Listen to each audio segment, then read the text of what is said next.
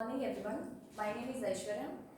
I am currently in third semester pursuing computer science engineering from Cambridge Institute of Technology North Campus. So my topic is about Indian cuisine based diet recommendation data. So as we know, a healthy diet is diverse and has a balance in calorie shares of different food groups. Over the decade, customers have been increasingly aware of the need to pursue a healthy lifestyle. More and more organizations are promoting about the healthy lifestyle and the healthy diet. So to understand and analyze this data set, let's get to the code. So first we will import or we use the command as import OS. So this OS module in Python, it provides the functions for interacting with the operating system. So this code, it uses OS module and get and print the current working directory, that is nothing but the CWD. After executing this data, so we'll go to the API token. It is nothing but it is the authentication token where we use certain credentials like username and key. Key is nothing but the password. So if we will, we use one more command here, that is import JSON. So this is the syntax for storing and exchanging the file. So after executing this, we need to install the Kaggle in the Jupyter. So we use the command as pip install Kaggle.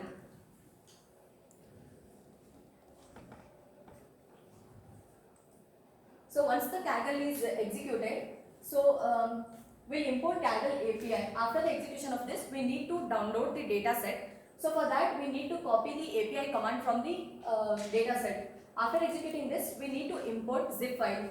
Zip file is nothing but in Python, it provides functions to create, read, write, append and extract zip files. We can unzip the files and then we can extract any of the files that is required for us. After the execution of this zip file, we need for the manipulation of the data and analysis, we use import pandas and we so for that we use CSV file.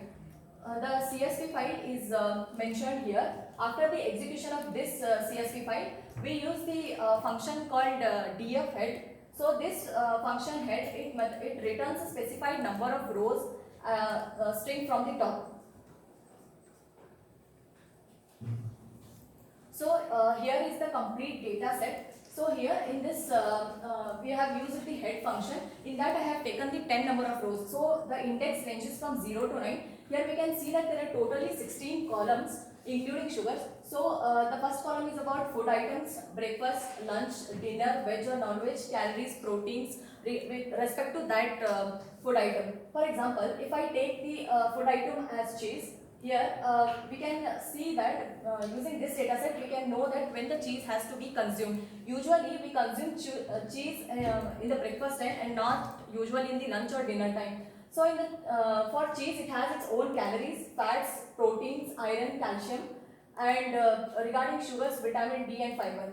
And if we take brown rice that we usually don't consume in the morning, so we take it in the lunch or dinner. And if the particular food item is veg, it assigns the value as 0. For non-veg I have used the value as 1. So the brown rice has its own calories like 362 and whereas the cheese has 331 calories. It has its own fats, proteins, iron. With the help of this data set we can see when the food item has to be consumed and about its calories, fats. So for the next function we take it as df.describe. This describe is used to view the some statistical details like percentile, mean, standard, etc. of the data frame.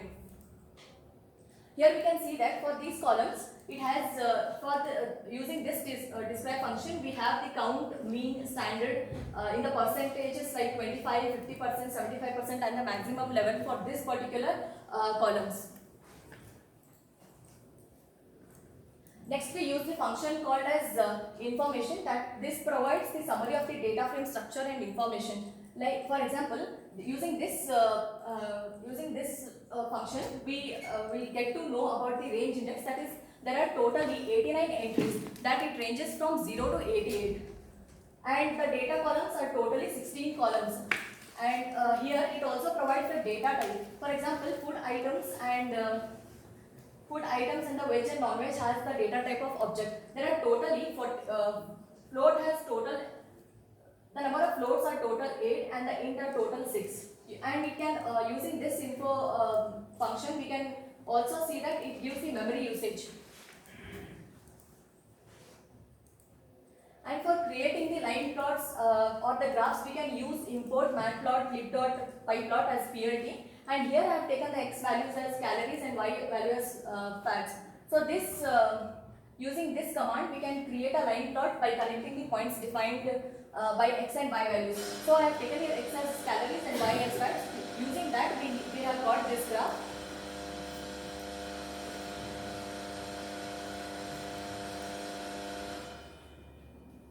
So we can use another command, that is import cborn as SNS. Using this cborn, it can make any number of graphs, or it specializes in making complex statistical graphs beautiful and understandable. Here we have used this command, and in this I have taken the line plot for carbohydrates. And here we can use this in any of the colors. You can choose your own color. For example, I have chosen here B, that is nothing but the blue. For carbohydrates, it plots the graphs in the blue color. The same thing has done for the fiber, but the color has been changed. I have taken the color as pink. So for this fiber, it shows the graph in the pink color. And so for the proteins, it is in the black color. For sugar, it is purple.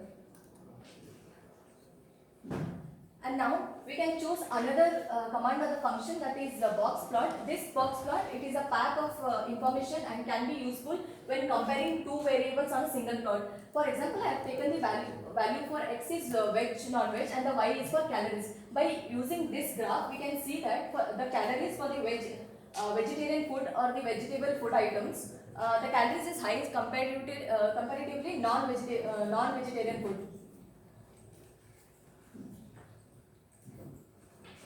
So there is one more function called sample. Here it is used to generate a sample, that is, it generates a random row or a column from the function called a data frame. For example, I have taken here sample as 10. So it generates any of the random rows. And here we can see again the food items, breakfast, lunch, everything is same. And here we can see that the fish is the non-veg. So for non-veg, as I said, I have assigned the value as 1. And usually fish is consumed in breakfast time, and the strawberry is also consumed in the breakfast time. And there is one more function for showing the dimensions of the data set. We use the function as ndim. That is, it shows that this data set is in the 2 dimension. And next, for plotting it in the pie chart, we need to use the function. First, here it is the figure size. We need to set the figure size that I have taken as 6,6. And next, for which column we need to do this pie chart. I have taken the food items as a pie chart, and here this you can take the values, that is, it takes first 20 food items. So, and one more thing, this percentile dot 1 here, it shows that after the whole number, only one float point will be given. So after taking this 20, here the pie chart is represented. And for the bar graph, I have taken the bar graph for carbohydrates. Here I have taken the 20 values, the same, it depicts the bar graph.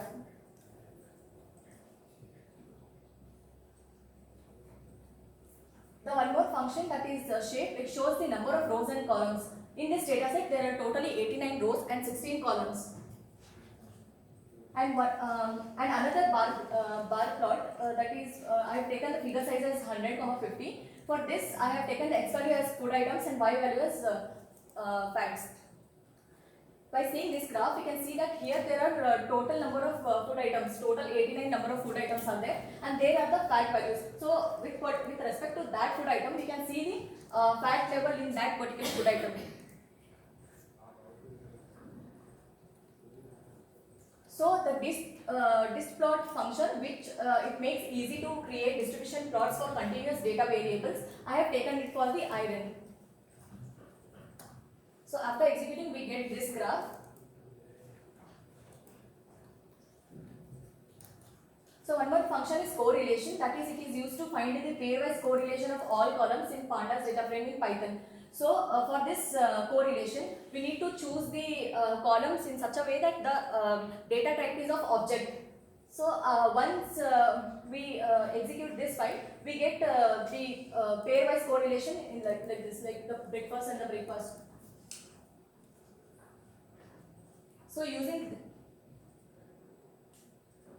this correlation, we can get to know about the heat map. That is, heat map is nothing but it is a graphical representation of the data using colors to visualize the value of the matrix. We can see that for one it is of one color and for some other values it is of different colors. So using this, using correlation, we can even do heat map. So that is all we have created with the data set. Thank you.